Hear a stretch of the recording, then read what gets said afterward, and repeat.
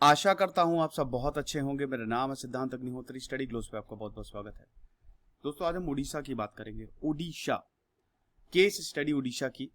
और बहुत अच्छा लगा कि आप लोग जो है वो इतना ज़्यादा प्यार दे रहे हैं केस स्टडी सीरीज़ को। 2 लेक्चर आए हैं, बहुत बढ़िया रिस्पॉन्स रहा। तो स्टेट शहर की केस स्टडी हम करेंगे। आपको अगर कोई पर्टिकुलर केस स्टडी चाहिए तो हम देखेंगे। तो चलिए आगे बढ़ते हैं। चैनल को सबसे पहले सब्सक्राइब करना है, बस सब्सक्राइब बटन पे क्लिक करो, नोटिफिकेशन बेल दबाओ। इंस्टा पे मुझे फॉलो करो अभी इसी वक्त।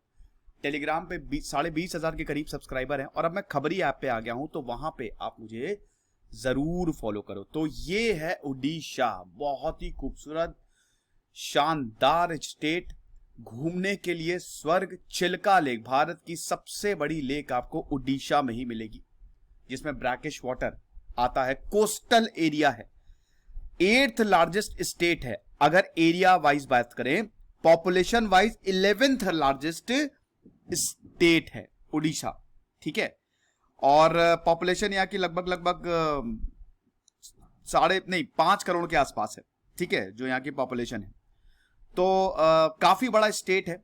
और आप देख सकते हैं, अगर हम इसको मैप में ही देखें तो आप ऊपर चले जाएंगे तो आपको मिल जाएगा यहाँ पे झारखंड साइड में, मतलब नॉर्थ में झारखंड है, छत्तीसगढ़ वेस्ट में, ये बिल्कुल ये वाला जो स्टेट है ये छत्तीसगढ़ हो गया।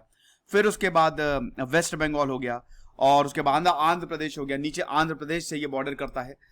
तो बॉर्डरिंग स्टेट इसके बहुत ज्यादा है। इसको उत्कल भी बोला जाता है, द्राविड़ उत्कल बंग, ठीक है।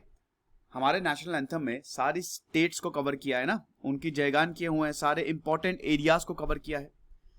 1936 में इसको स्टेटहुड मिली। और उड़ीसा बहुत ही ज्यादा इंपॉर्टेंट रहा है। उड़ीसा के जो चीफ मिनिस्टर है नवीन पटनायक, क्या आपको पता है कि नवीन पटनायक सबसे लंबे समय तक चीफ मिनिस्टर रहे हैं? 14वें चीफ मिनिस्टर हैं और 2000 से लेकर अभी तक चीफ मिनिस्टर हैं ये। इनको कोई हटा ही नहीं पाया है।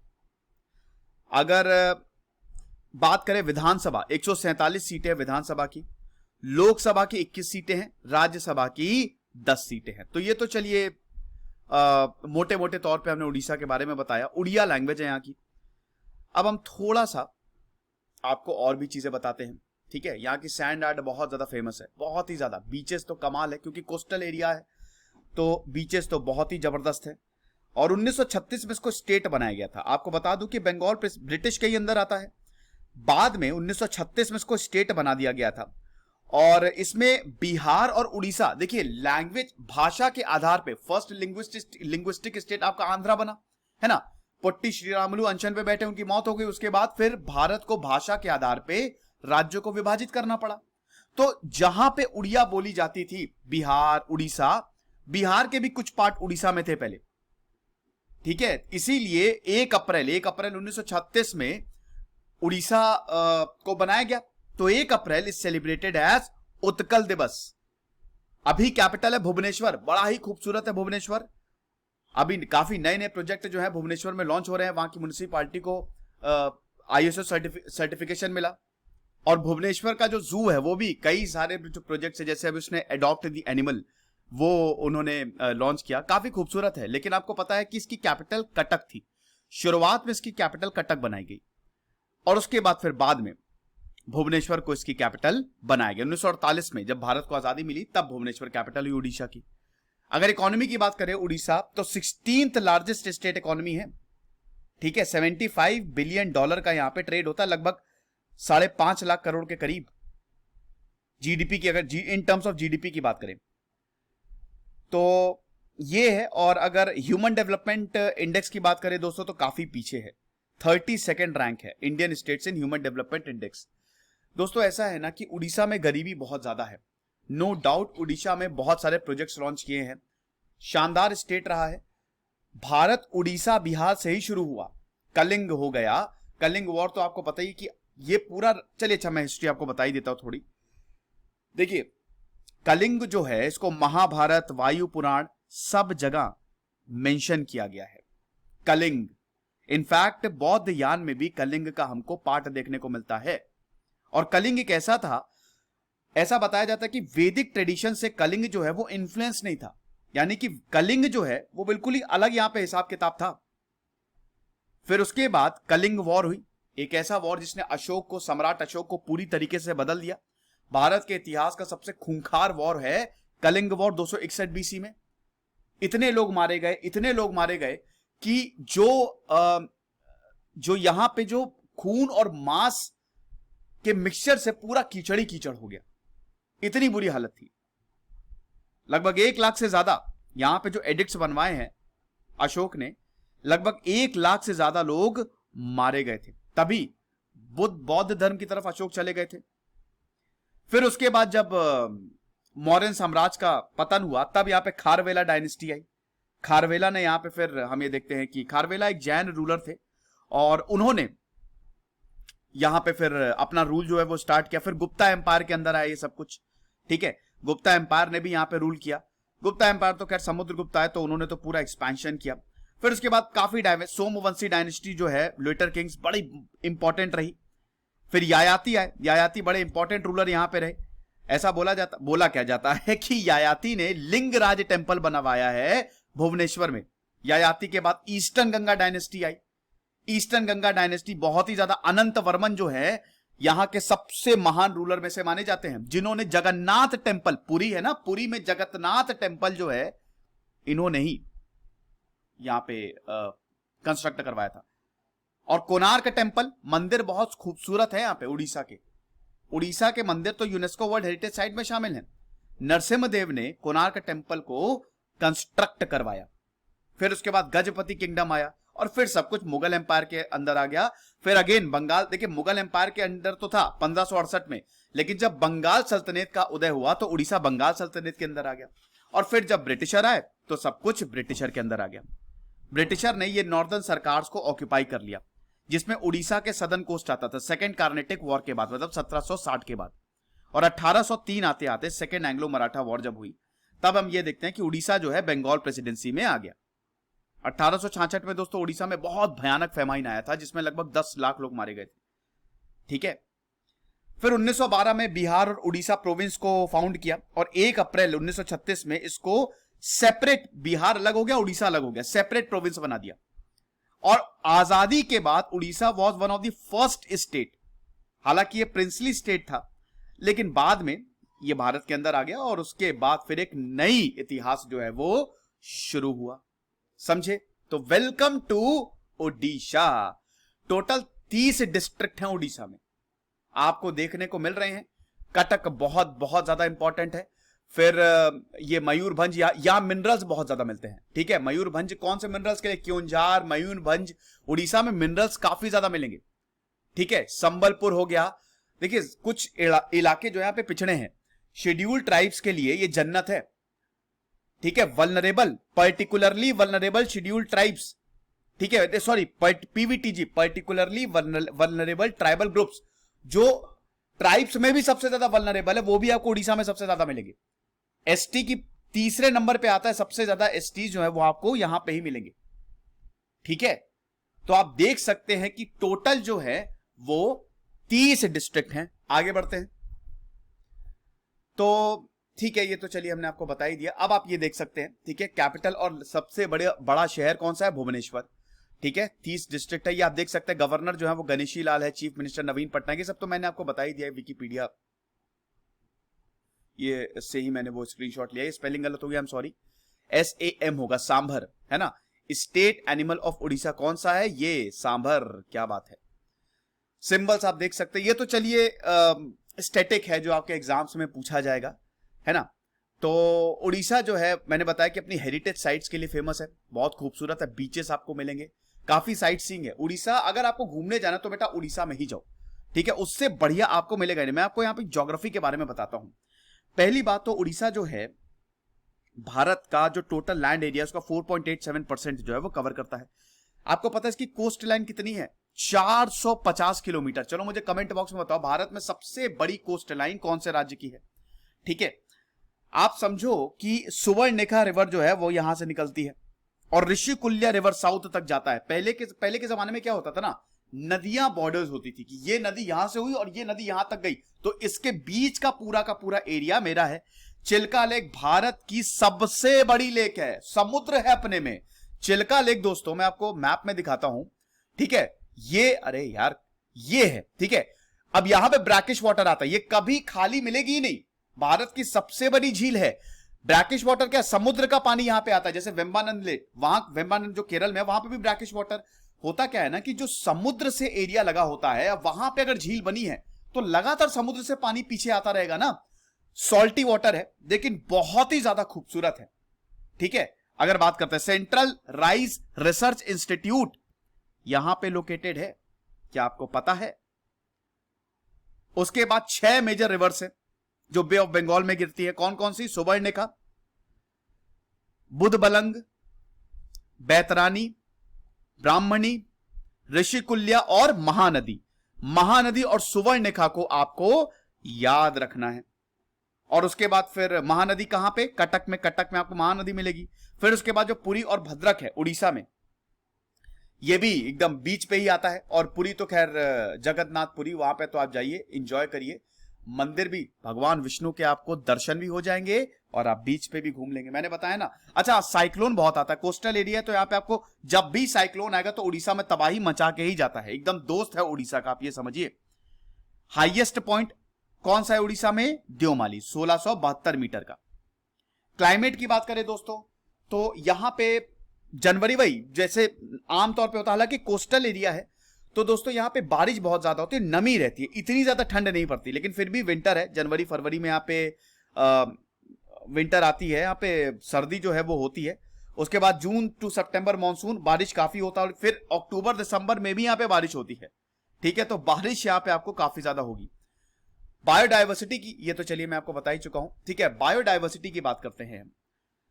फॉरेस्ट सर्वे की जो रिपोर्ट आई थी, उड़ीसा में लगभग 48,000 स्क्वायर किलोमीटर का एरिया फॉरेस्ट का है। 31.47, लगभग 30% के अराउंड एरिया स्टेट का फॉरेस्ट एरिया है। यहां पे आपको घने जंगल मिलेंगे। घने जंगल में भी कुछ कम घने हैं, कुछ बहुत घने हैं और कुछ एकदम ओपन है। स्क्रब फॉरेस्ट आपको मिलेंगे, कांटेदार फॉरेस्ट आपको मिलेंगे, बैम्बू फॉरेस्ट मिलेंगे। तभी तो यहां पे पर्टिकुलरली वल्नरेबल शेड्यूल्ड ट्राइब्स, अरे यार मैं बार बार, पर्टिकुलरली वल्नरेबल ट्राइबल ग्रुप यहां पे बहुत ज्यादा है, बहुत ही वाइड है। अगर आप बात करते हैं, व्हाइट टाइगर्स आपको मिलेंगे उड़ीसा में। यस, व्हाइट टाइगर मूवी देखी, किताब पढ़ी है कि नहीं अरविंद गडिक की? शानदार। स्लॉथ बियर मिलेगा, मोंगूज, फ्लाइंग स्क्विरल, यहां पे ऑलिव रिडली टर्टल तो भाई उड़ीसा की आन बान शान है। ऑलिव रिडली टर्टल्स ये आपको उड़ीसा में ही मिलेंगे और ये इंडेंजर्ड भी तो है ना। हॉर्नबिल आपको मिलेगा। आपको इतनी ज्यादा प्रजातियां यहां पे जानवरों की और पेड़ों की मिलेगी कि क्या बताएं।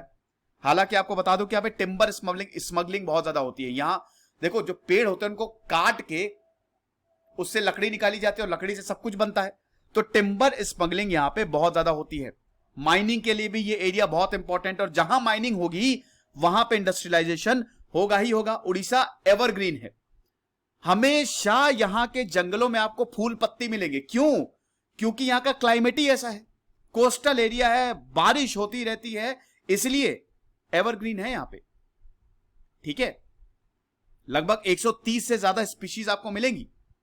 शिमली पाइट, इंपॉर्टेंट नेशनल फॉरेस्ट तो आपको यहीं पे, नंदन कानन बायोलॉजिकल पार्क, गजब भुवनेश्वर का जू, शिमली पाइट नेशनल पार्क आपको यहां पे मिलेगा जो मयूरभंज डिस्ट्रिक्ट को कवर करता है। तो वही मैं बता रहा हूं कि अगर हम फ्लोरा एंड फौना की बात करें तो बहुत ज्यादा इंपॉर्टेंट है। भिट्टरकनिका क्रोकोडाइल्स के लिए फेमस है। भिट्टरकनिका नेशनल पार्क जो केंद्रपारा में है वो क्रोकोडाइल्स के लिए फेमस है। और एलिफेंट्स, लेपर्ड्स, व्हाइट टाइगर्स ये तो आपको मिलेंगे ही मिलेंगे। मैंने बोला ना कि उड़ीसा को एक टूरिज्म हब, इसको भी टूरिज्म, भारत के कुछ राज्य ऐसे हैं जो टूरिस्ट से ही आधे से ज्यादा डेफिसिट खत्म कर दे, इतना ज्यादा यहां पे आपको पैसा आ सकता है, ठीक है। अब इतना ज्यादा बहुत हो गया। अब हम बाकी बात करते हैं सरकार की। तो सैंड आर्ट, तो चलिए आर्ट पे तो मैं आता हूं, पॉलिटिक्स का यहां पे चलो इंक्लूड नहीं किया है। देखिए वही है कि ये जो अगर हम यहाँ पे बीजू जनता दल बीजेडी, नवीन पटनायक जो है ये यहाँ पे चीफ मिनिस्टर है तब से, और इससे पहले इनके पिताजी थे, है ना, बीजू पटनायक, वो भी बहुत ज्यादा इंपॉर्टेंट। दोनों की बायोग्राफी मैंने कवर की, उड़ीसा की हिस्ट्री मैंने कवर की है। हिस्ट्री पे फिलहाल हम नहीं फोकस कर रहे हैं, यहाँ पे हम केस स्टडी पे ही फोकस कर रहे हैं। आपको बता दूं कि नवीन पटनायक बहुत ही शानदार इंसान है। नवीन पटनायक एक गजब के लीडर हैं अमेरिका से पढ़ के आए। अब उड़ीसा में अगर आपको चीफ मिनिस्टर होना है तो आपको उड़िया आनी चाहिए, उनको उड़िया नहीं आती थी, उसके बावजूद उन्होंने उड़िया सीखी। अभी भी बहुत अच्छी नहीं बोलते हैं, लेकिन लोगों ने उनको पसंद किया, आर्ट के दीवाने हैं और बहुत शांत स्टेट। आपने उड़ीसा का नाम ज्यादा सुना नहीं होगा, ज्यादा कंट्रोवर्सी में नवीन पटनायक फंसते हैं नहीं, चुपचाप आते हैं, अपना काम करते हैं, ऐसे हैं वो। सबसे ज्यादा स्कीम, सबसे ज्यादा काम, वेलफेयर स्कीम्स आपको उड़ीसा में ही देखने को मिलेगी, एक के बाद एक वहां पे स्कीम्स। लेकिन उसके बावजूद ऐसी क्या प्रॉब्लम है जो उड़ीसा इतना पीछे है? ऐसी क्या प्रॉब्लम है कि ह्यूमन डेवलपमेंट इंडेक्स में वो सबसे पीछे है?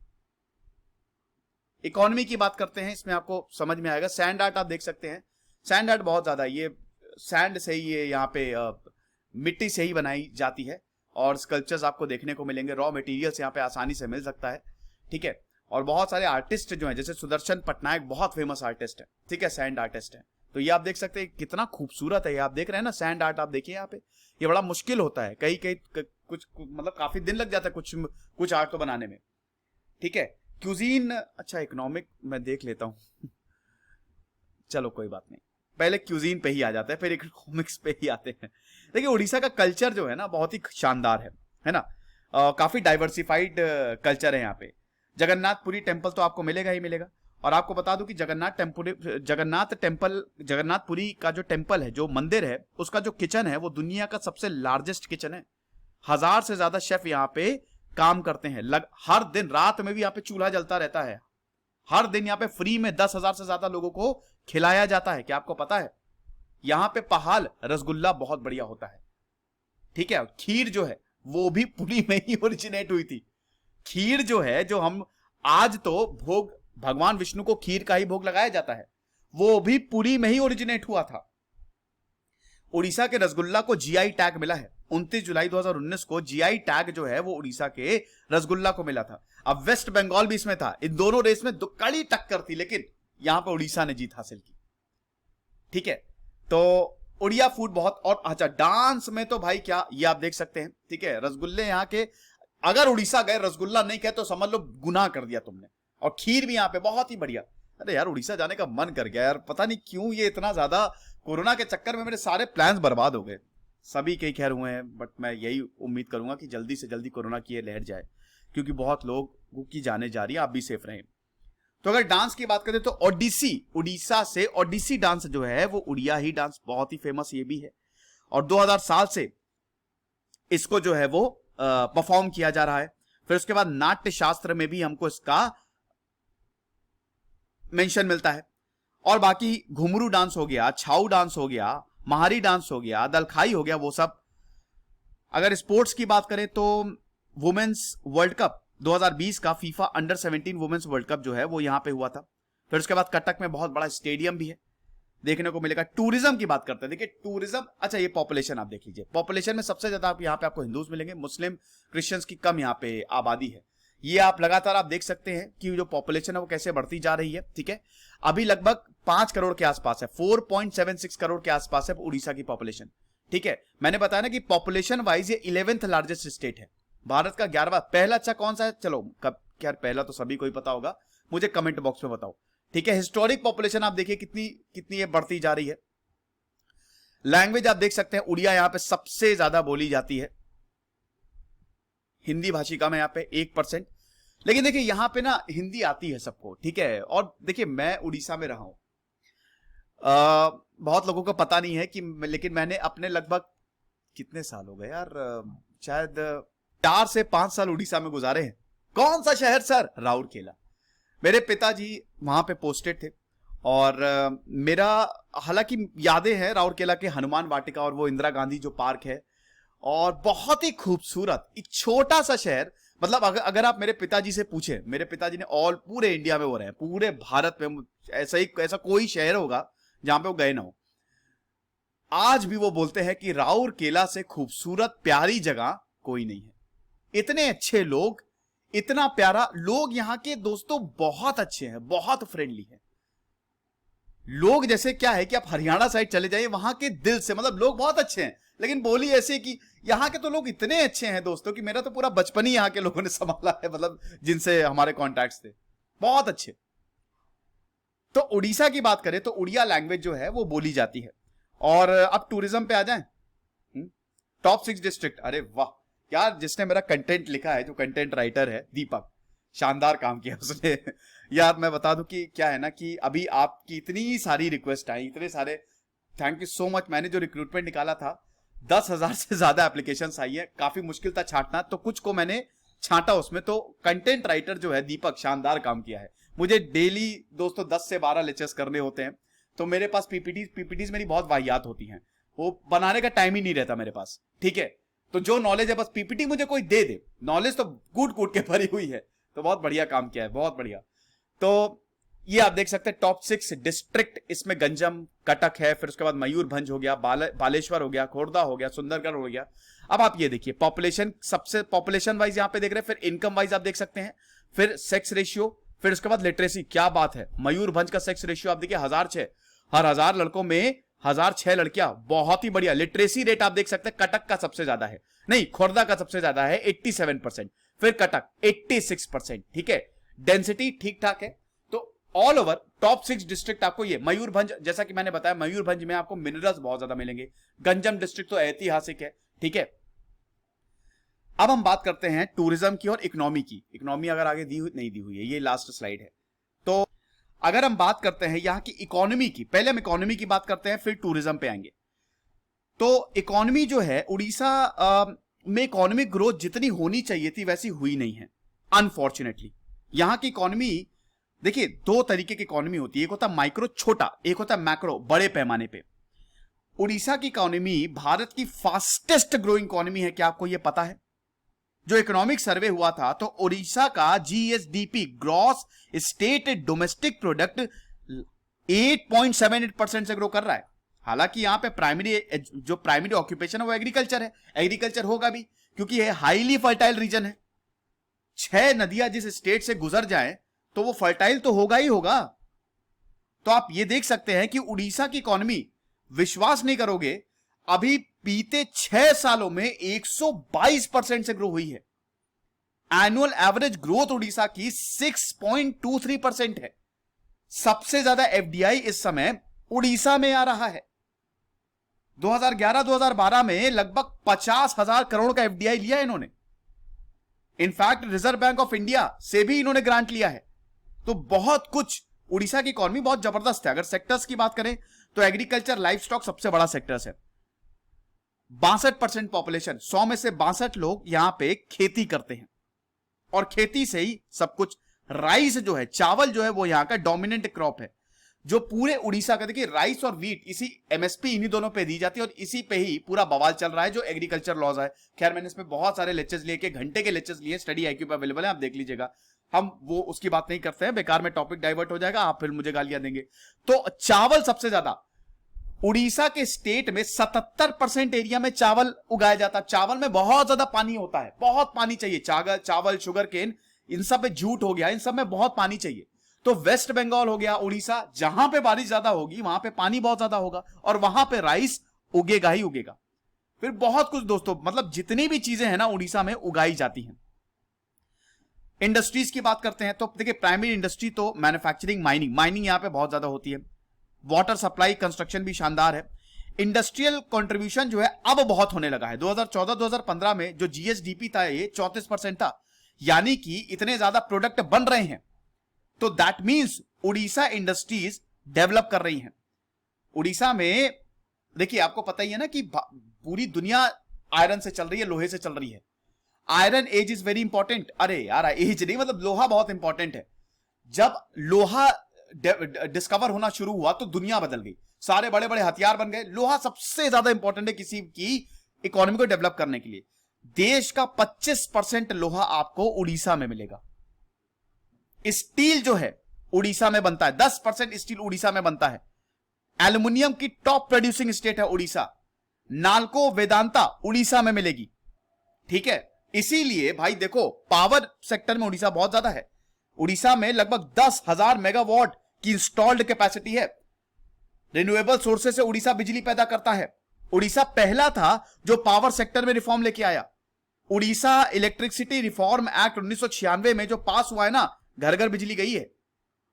तो आप ये समझो। सर्विसेज की बात करें तो सर्विस 51%, मतलब आधी से ज्यादा जनता सर्विसेज में है, समझ गए।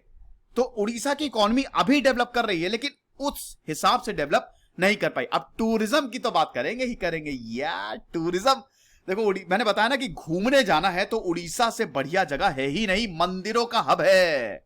भुवनेश्वर में लिंगराज टेंपल मिलेगा, जगन्नाथ टेंपल पुरी में मिलेगा, 200 फीट की प्रतिमा है यहां पे, बहुत ही खूबसूरत। कोणार्क टेंपल, कोणार्क सन टेंपल आपको कोणार्क में मिलेगा। पुरी डिस्ट्रिक्ट में ही आता है हालांकि कोणार्क, ठीक है। और यहां पे ये गोल्डन ट्रायंगल बनाते हैं। अगर आप जगन्नाथ टेंपल, लिंगराज टेंपल और कोणार्क टेंपल को इंक्लूड कर दो तो ये ट्रायंगल है, ठीक है। मास्टरपीस है ये। और उसके बाद ढेर सारे आपको नेशनल पार्क मिलेंगे और भी बहुत सारे टेंपल है, ठीक है। मां तारिणी टेंपल बहुत ज्यादा इंपॉर्टेंट है। फिर उसके बाद मैंने बताया नेशनल पार्क आपको यहां पे भिट्टरकनिका नेशनल पार्क बहुत एक टूरिस्ट स्पॉट है। शिमली पाइन नेशनल पार्क हो गया मयूरभंज डिस्ट्रिक्ट में। चिल्का लेक हो गई, जो अच्छा भारत की नहीं, एशिया की सबसे बड़ी ब्रैकिश वाटर लेक है, क्या आपको पता है?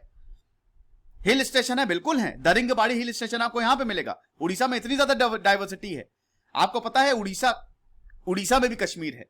दरिंगबाड़ी हिल स्टेशन, ये स्टैटिक है। दरिंगबाड़ी हिल स्टेशन को कश्मीर ऑफ उड़ीसा बोला जाता है, ठीक है। हीराकुद डैम आपको वेस्टर्न पार्ट ऑफ उड़ीसा में देखने को मिलेगा, जो संबलपुर डिस्ट्रिक्ट में आता है। लॉन्गेस्ट अर्थन डैम है ये। अब सब कुछ बढ़िया है तो प्रॉब्लम कहां से आ रही है? प्रॉब्लम एक तो यहां पे क्वालिटी एजुकेशन नहीं है। देखिए अभी भी उड़ीसा, मैंने बताया फॉरेस्ट एरिया बहुत है, ट्राइबल पॉपुलेशन बहुत है। अब सरकार जो है, सरकार को वर्ल्ड क्लास यूनिवर्सिटी आपको यहां पे देखने को नहीं मिलेगी, जहां एजुकेशन बहुत ज्यादा डेवलप होती है ना। लिटरेसी रेट का ये मतलब नहीं है, भले ही आपका 87%, कुछ एरिया का 88% है, लेकिन इसका मतलब ये नहीं होता कि आप बहुत ही ज्यादा क्वालिफाइड है, मतलब आप पढ़ना लिखना जानते हैं बस। क्वालिटी एजुकेशन यहां पे सरकार जो है वो नहीं दे रही है। फिर उसके बाद बड़े शहरों में तो ठीक है, लेकिन जो छोटे शहर है वहां पे प्रॉपर इंफ्रास्ट्रक्चर देखने को नहीं मिलता है।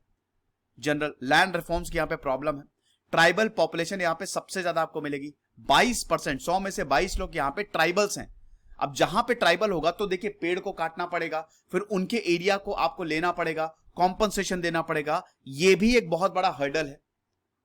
उड़ीसा के ज्यादातर लोग बाहर चले जाते हैं। वो आपने बिस्वा कल्याण रथ का नाम सुना होगा, स्टैंड अप कॉमेडियन है, शानदार कॉमेडियन है, बहुत, मैं तो उनका बहुत बड़ा फैन हूं। वो उड़ीसा से ही आते हैं।